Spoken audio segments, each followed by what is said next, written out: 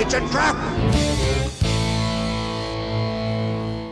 Hey everybody, welcome back to the Rumor and Theory Review, brought to you by the Resistance Broadcast patrons and StarWarsNewsNet.com.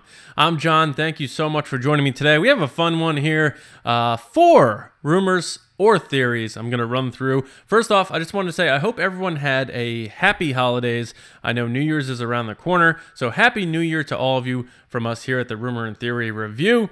Us being me and Chewy back there. Don't lose your temper. I'll come right back and give you a hand. Jeez, he gets so mad when I do these things and I'm not hanging out with him, but we'll take care of that in a little bit. One other thing, before I get into the rumors and theories, I wanted to say to everybody out there, if you're not on social media as a Star Wars fan, good job.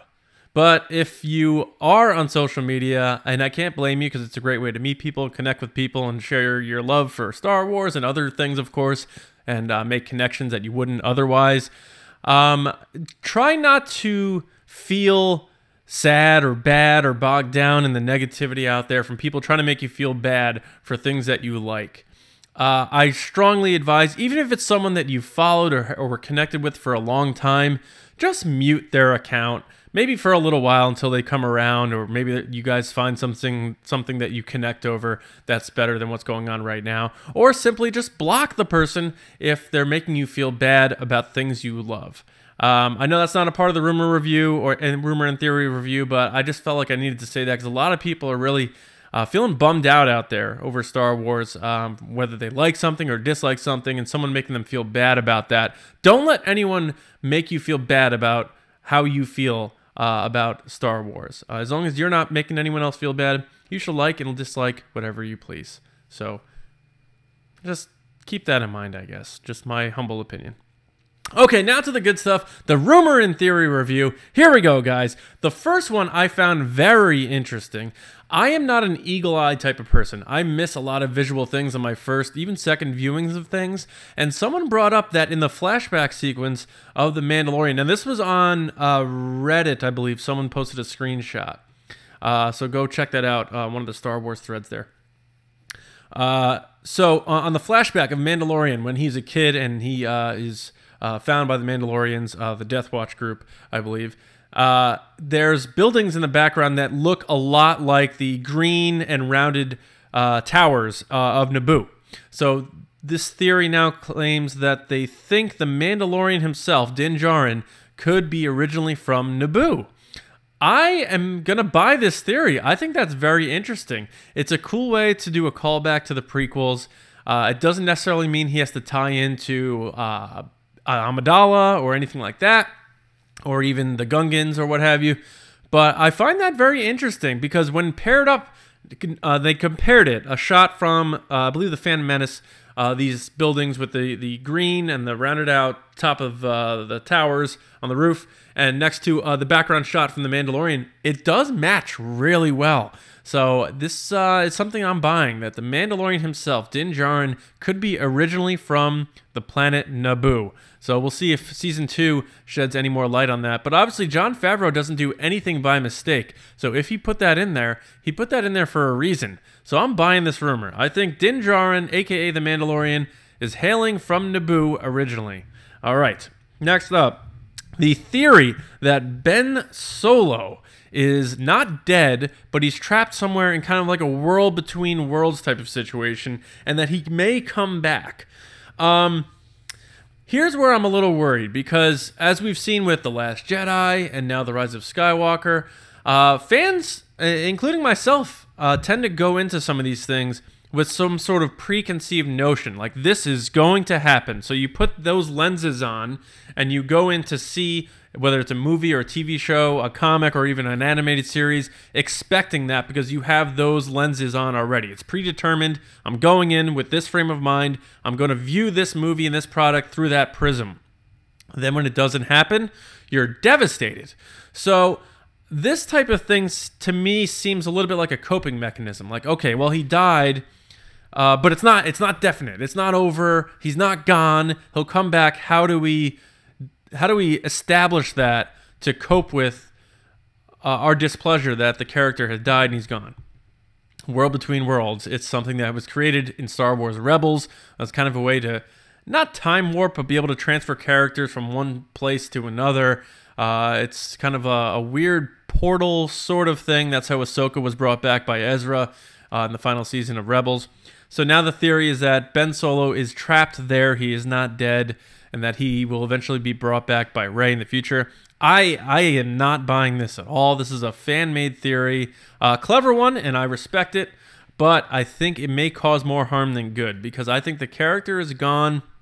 At best, maybe a Force ghost in the future, but we did end the Skywalker saga. We're moving on from the Skywalkers. He is a Skywalker, even though his last name is Solo. And plus, guys, I think Adam Driver is done with Star Wars. I know Harrison Ford was done with Star Wars and came back 30 years later. If you want to say Adam Driver's going to come back when he's 68 years old, okay. I just personally think Adam Driver's all set with Star Wars right now. He's on his way. His career's doing really well. He's about to be nominated for some Oscars. So I don't think he wants to return to the character, and I don't see a reason for the character to return. So I'm not buying this rumor that Ben Solo is still alive and somehow trapped in some sort of portal or world between worlds type of thing. Okay, this next one, this is stuff I've heard, that it's possible that the Cassian Andor series for Disney Plus might be on some shaky ground. So this isn't necessarily a theory. You can call it a rumor because it's not via official sources, but I've heard that there's some trouble going on with this series. I know you may have heard that Tony Gilroy a couple months ago was brought in to help the series out. Now, Tony Gilroy, if you're not familiar with that name, he's the guy who came in during the production for Rogue One and pretty much gutted that movie, rewrote a lot of things. They reshot a lot of the movie, and it was a much different movie than what was initially shown in the original scripts and cuts and things like that. It's my understanding that Tony Gilroy has been involved with Cassian since the beginning, but because there were rumblings that the series was in trouble, they kind of maybe put out there that he had joined on to help right the ship.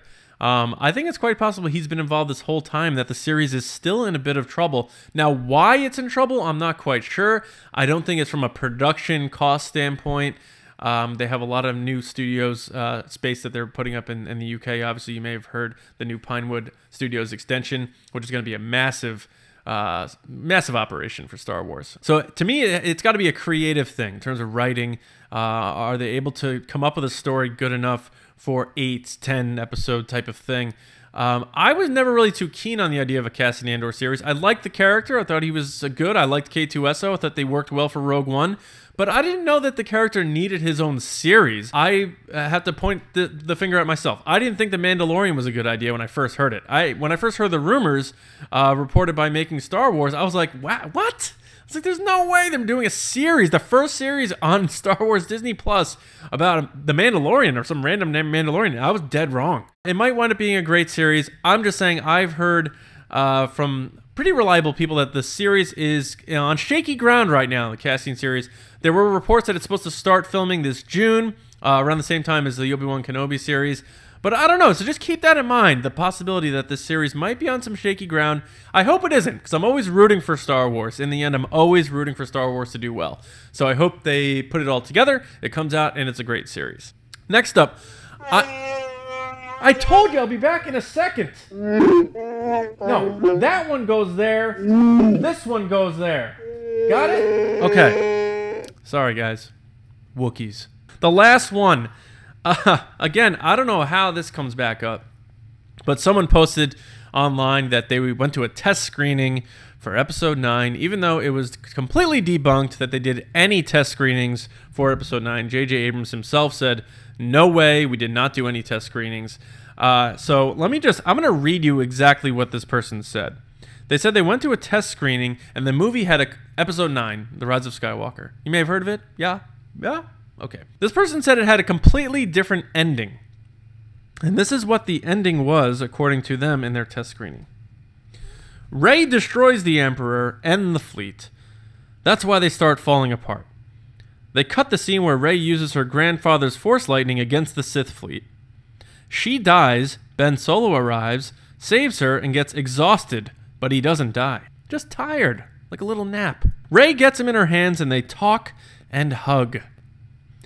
After that, Rey goes with the Resistance, says goodbye, and goes with Ben Solo to a castle on Naboo. They filmed scenes in Ireland at a castle for it. So this person went to a test screening and happens to know where they filmed it for this castle too. The final shot would have been them holding hands and watching the sunset together. They didn't even film new scenes for his death. They reversed the scene of him getting held in Ray's arms by having him fall and disappear. They cut dialogue too. Ben Solo was supposed to talk. This person's claiming this is an ending they saw for The Rise of Skywalker. This is just completely made up. Now, the reason why I'm bringing this one up is you're going to hear a lot of this out there, that they had all these alternate endings filmed that he lived, and they reversed shots, and they did this and did that. Guys, the movie came out. Whether you liked it or didn't like it, that was the ending of the movie. I understand coping mechanisms and trying to find ways to rationalize what happened and whether you liked it or didn't like it or not.